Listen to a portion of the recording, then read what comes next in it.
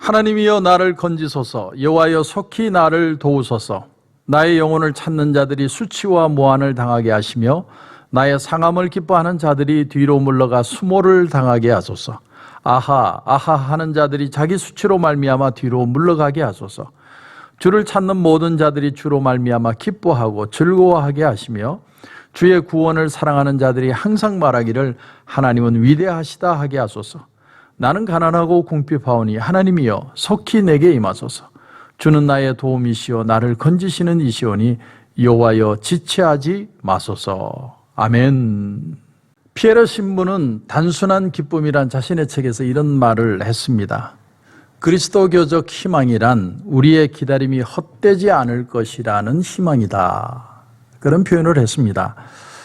여러분, 나무로 집을 짓는 데는 6개월이면 족합니다. 그런데 한 그루의 나무를 자라게 하는데 하나님은 100년을 키우십니다. 우리가 무언가를 기다리는 것 같지만 사실은 하나님이 우리 인생을 기다려 주십니다. 아브라함이 갈대아 우르 땅을 떠나서 가나안 땅에 들어왔을 때 그는 25년을 기다려 아들 이삭을 얻죠. 하지만 사실은 하나님이 그의 인생을 기다리는 것이죠. 아브라함은 2번이나 자기 아내를 누이라고 속이고 그런가 하면 조카 롯과 헤어지는 아주 아쉬움과 외로움의 시간을 직면합니다.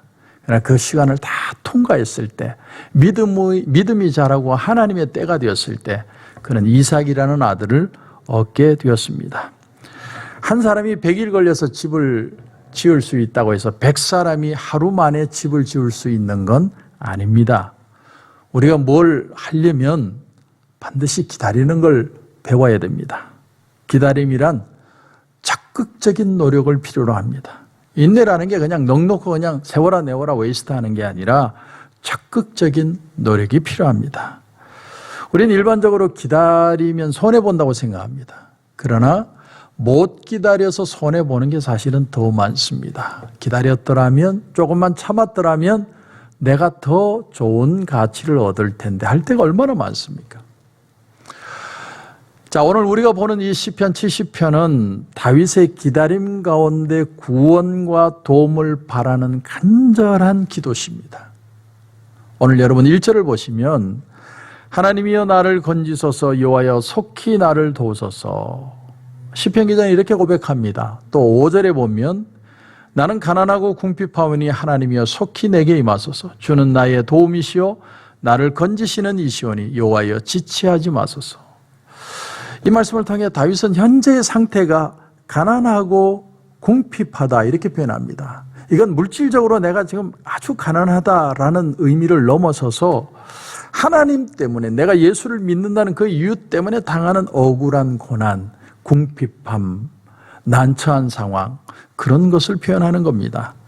그 상황 속에서 다윗은 그런데 자기의 마음이 절망하고 좌절하고 어쩔 줄 몰라 하고 낙심하는 게 아니라 하나님을 나는 더 의지하겠다. 그것을 기도하고 있는 겁니다. 한마디로 기다리고 있는 것이죠.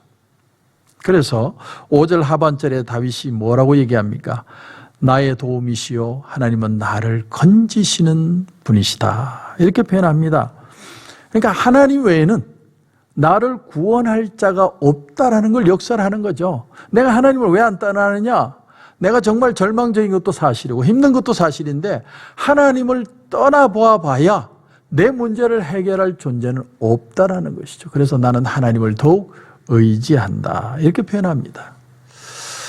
감옥 생활을 하면서 기쁨으로 가득한 생활을 느꼈던 코리텐붐 여사가 즐겨 사용하던 말이 있습니다. 이런 얘기입니다. 기차를 타고 간다고 합시다. 기차가 굴속을 지나느라 사방이 어두워졌다고 기차에서 뛰어내리시겠습니까? 아니죠. 기관사가 무사히 데려다 줄 거라 믿고 가만히 앉아 계시지 않겠습니까? 여러분 그렇습니다. 우리 인생의 기관사가 누구냐면 바로 예수님이십니다. 내가 예수님을 믿었다면, 내가 정말 이 믿음의 반열에 들어섰다면 내가 잠시 어려움을 당하고 힘든 일이 있다고 해서 내가 예수님을 포기합니까? 아니죠. 예수님이 그 약속하신 목적지에 이루어 주실 때까지 우리가 믿음 안에서 그분의 기관차를 타고 가는 겁니다. 아직 끝이 아니라는 거죠. 반드시 소망하는 그날이 있기 때문에 우린 주님 안에서 믿음으로 적극적으로 기다리는 것이다. 자, 그런데 오늘 말씀을 보면 다윗이 왜 이렇게 힘들고 인내할 수 없는 상황들로 치달았을까? 내용이 뭘까? 2절에 보면 나의 영혼을 찾는 자들, 또 나의 상함을 기뻐하는 자들, 또 3절에 보시면 아하 아하 하는 자들. 이게 무슨 말이냐면 내가 고통받고 내가 힘들어하는 걸 즐거워하는 사람들이 있더라고요. 블레임하고 비난하고 나를 조소하고 내가 안 되기를 바라고 오히려 내가 죽기를 바라는 그런 상태를 원하는 사람들이 내 옆에 있더라는 거예요. 그러니까 오늘 이 글을 적는 다윗은 많이 지쳐 있는 거예요. 내가 하나님을 의지하고 하나님을 더 바라보고 믿음으로 설수록 그들의 주는 핍박과 고난은 더 크게 느껴지고 있다는 걸 표현하고 있는 겁니다. 우리가 이런 고난을 느낄 때가 얼마나 많습니까? 그래서 하나님의 도성이라는 책을 지은 성 어거스틴은 이런 말을 했습니다. 고통이란 동일한 것이다.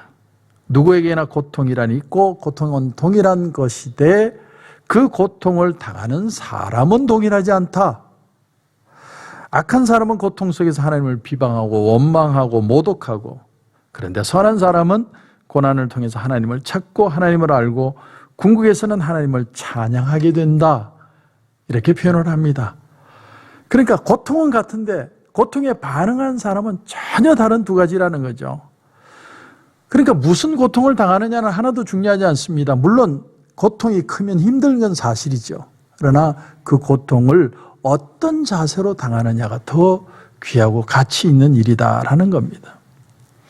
베드로전서 2장 19절에 보면 부당하게 고난을 받아도 하나님을 생각함으로 슬픔을 참으면 이는 아름다우나. 무슨 말이냐면 세상에는 부당한 고난이 있다는 거예요. 내가 이해할 수 없는 고난 받을 수 있습니다. 난 잘못 없어요. 난 아무것도 잘못한 게 없어요. 문제가 없어요. 그런데 억울하게 당하는 고난이 있다는 거죠.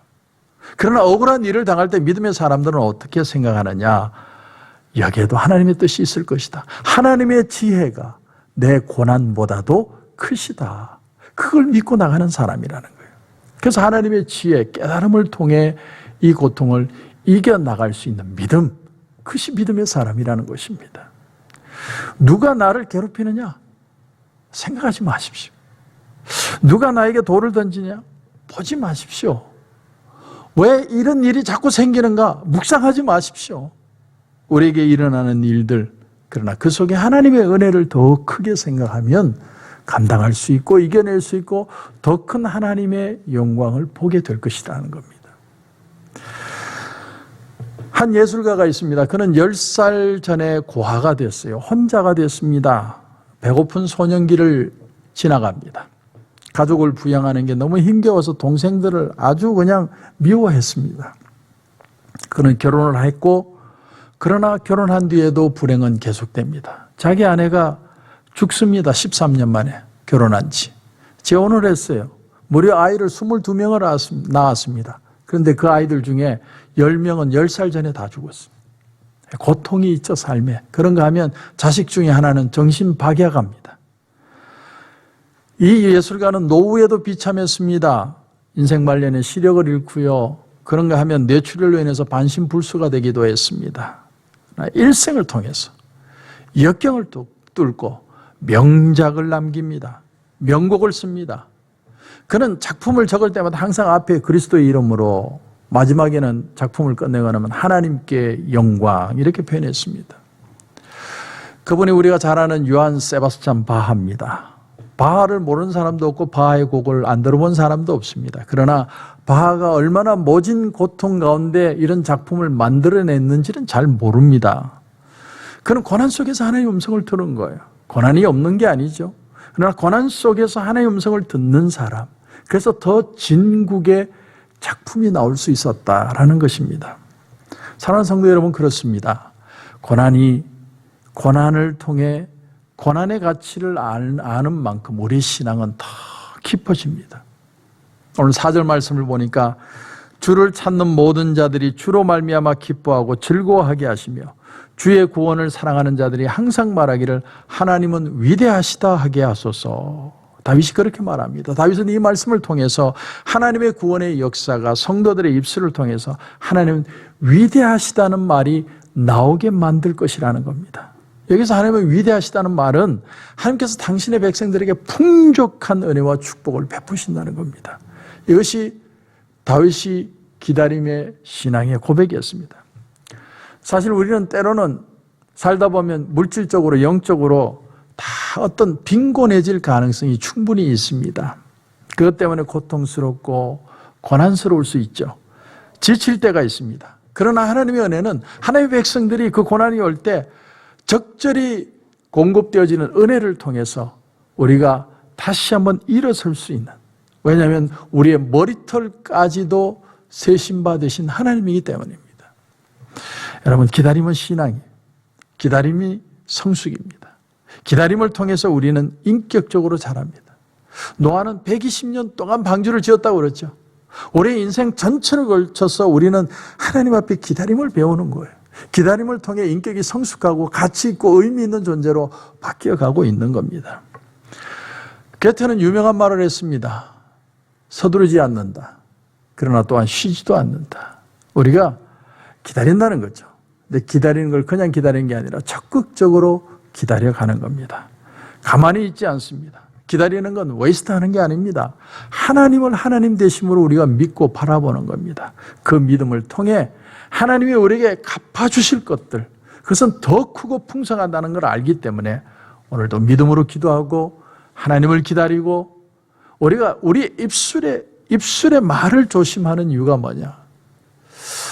그런 글을 본 적이 있습니다. 내가 긍정적으로 된다. 나는 할 수 있다. 그런 말을 하는 것보다 더 중요한 건 내가 부정적인 말을 안 하는 것이 더 중요하다는 얘기를 합니다.